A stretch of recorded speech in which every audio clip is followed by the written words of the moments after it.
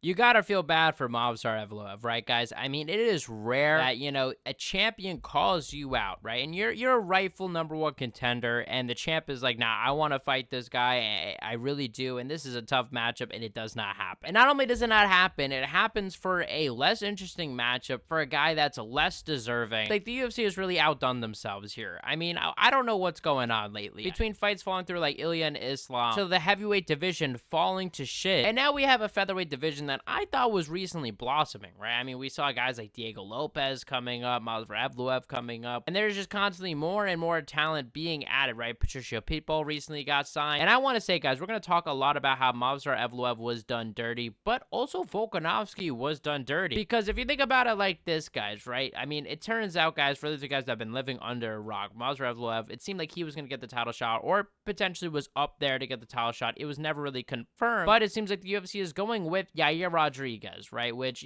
I got nothing against Yair. I think I actually picked Yair to beat Volkanovski the first time. I'm not going to pick him this time. But we saw this matchup already. Volkanovski dominated Yair Rodriguez. And not only that, Yair, you could say, oh, maybe Yair's in a different, place in his career. If he's in any place, it is a worse version of himself. Because since then, his only win is one win against Pitbull. And it wasn't even like a crazy win. It wasn't like this insane knockout. This was Pitbull's first fight in the UFC. He was old. Pitbull didn't really do so much in the first round. You're going to give a title shot to Yair based on that, especially when, like I said, he's already been dominated by Volkanovski. Nobody wants to see this matchup. And like I said, Volkanovski, this is where it gets to, Volkanovski being done dirty, because Volkanovski gets nothing from this matchup either. If he beats Yair, who cares? He already dominated him. But if he goes out there and beats Movsar Evloev, this is a guy who's undefeated, never lost to anybody, right? And a guy who, is showing a lot of promise, who potentially could be a champion one day. Like, there's a lot for Volkanovski to gain. So I want to show you guys Volkanovski begging to fight Movsar Evloev, and then just this whole thing, falling apart. So this is Volkanovski. This was an interview with Ariel Helwani where he calls out Movsar Evloev and says this is who he wants next, right? He won the title back in April. He won it again, and this is who he's been saying he wanted pretty consistently. So let's hear what he has to say.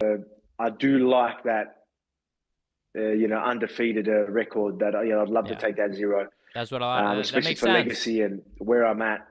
You're taking out an undefeated guy, you still say, I don't know how old he is, but he's still that younger generation, younger than me anyway. Mm-hmm. And, that wrestler, like that sort of different style as well, going out there taking, because I'm sure, when it's all said and done, Mosva, I think, is still going to be up there. I can see him being a problem for a while, and I go take him out. And, he keeps building his resume. To have that name on my resume would be good. So I definitely want to take that. That's what I'm 0. saying. And so we'll see. And we'll it see seemed like, look, it seemed like the fight was a done deal, guys. You guys can see Movsar's tweeting, Volkanovski's coming out saying that's who he wants. It is rare that, there's this much push from the champion to get a fight, and it just doesn't happen. Like, there has been so much push from Volkanovski, and for a matchup that just doesn't make sense. So what happened that made this all fall apart? Well, so this is Movsar Evloev's Twitter, right? And he first tweets out this: if you are a UFC fighter and believe you are the best in the world, then you have fight every fight they throw at you. No risk, no reward. See you guys in July. It's on #Abu Dhabi, hinting towards that July 26th date that's going to be headlined by Robert Whitaker and RDR. And not only that, but this was also what I thought was interesting. So he tweets at Volkanovski, and you guys can see here, he says, at Alexander Volkanovski, thank you, champ, for trying to fight me. I will fight in July, and you fight in September. Hopefully, we both win, and we can meet in December. Honestly, if Volkanovski does beat Yair, like, this could definitely happen, seeing that,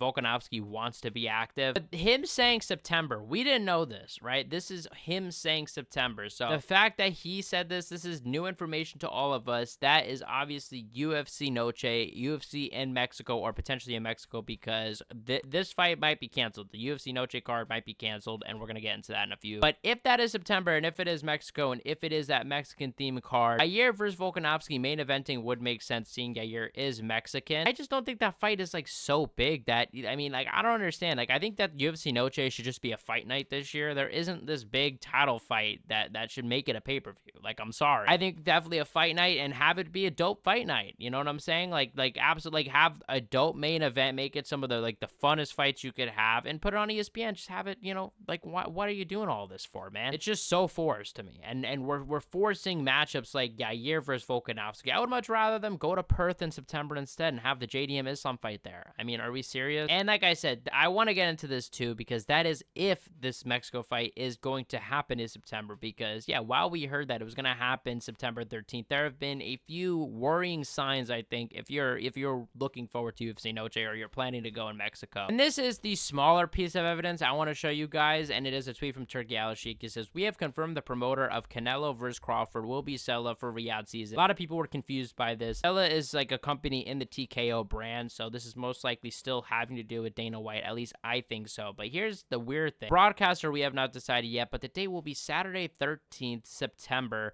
More details soon. And that is the same date as UFC Noche. Now, originally, this was going to be Friday, the day before, September 12th, and the next day be UFC Noche. And they were going to go together and be like a TKO weekend sort of thing. But now it's taking the place of this UFC Noche card, which I think is a big sign. And this is just a small piece of evidence, because this is the big piece of evidence and something that isn't getting a lot of attention. And that is the fact that the arena right now, like the Guadalajara arena that the UFC is planning to go to, is canceling shows because it's not finished, right? Because the arena is still in construction. Recently, they just canceled Katy Perry. I mean, let's look. You know, apparently she was gearing up to, you know, just launch in Mexico City on Wednesday night. But a pair of Guadalajara, Mexico shows originally scheduled for next week have been scotched due to issues with the venue. This is a quote saying, "Sadly, I learned that the construction of the arena in Guadalajara will not be complete for their scheduled shows next week, which include mine, May 1st and 2nd. And here, yeah, I mean, look, this is Katy Perry, someone as big as Katy Perry getting their show canceled. Like, they're not making any exceptions. This isn't something where, you know, maybe they could make a few adjustments. They literally cannot even use the arena. It's still under construction, and it is right now May, and the event is in September. It could be done by then. Yes, this is, you know, a decent amount of time, and we don't know. I mean, it could be literally like the last few details that they're finishing up here, mixed with the fact that the, you know, the Canelo date got moved. I don't know, guys. I could see UFC Noche being maybe canceled this year. Maybe it's just a fight night. Maybe it takes place somewhere else. And it would make sense because we have also heard that JDM Islam might take place in September. So why would they have the September pay-per-view be in Mexico? I mean, there's a lot of evidence. And if that's the case, Movzar needs to get the title shot. I mean, Movzar should get the title shot anyway. Like, I don't want to see the Yair Volkanovski fight. Like it made sense to make Yair and Diego Lopez because of their beef. That makes sense. At least that's a matchup that, you know, fans want to see. I'd much rather see the Movzar Evloev fight, guys. Like I think most people would agree. So you're gonna convince me that a Yair that has looked worse basically is going to somehow perform better against Volkanovski, who looked really good in his last fight against Diego Lopez? Like, come on, dude. The obvious fight should have been Diego Lopez versus Yair Rodriguez, and literally do anything else as the main event. I mean, it just goes to show you guys that the UFC is just, I don't know what the thinking is these days. It's not even planning. It is just, oh, look, we need a fight at this location. This is a Mexican, you know, fight night. We need to have a Mexican title fight. Let's just have anything on there, right? And then now we're just screwed. Like, look, I love Mexico more than the next guy, but why are we committed to a pay-per-view slot? I get it, a fight night. That is a dope idea. I don't know, guys. I assume this card will be dope. I don't doubt that, but I don't want to see this main event, guys. Let me know what you guys think in the comment section below. Check out my last video where I talked about Chael Sonnen and Islam Makhachev's beef. You guys are the best fan base in MMA. Hit the subscribe button, like, comment, share, and I'll see you guys in the next one.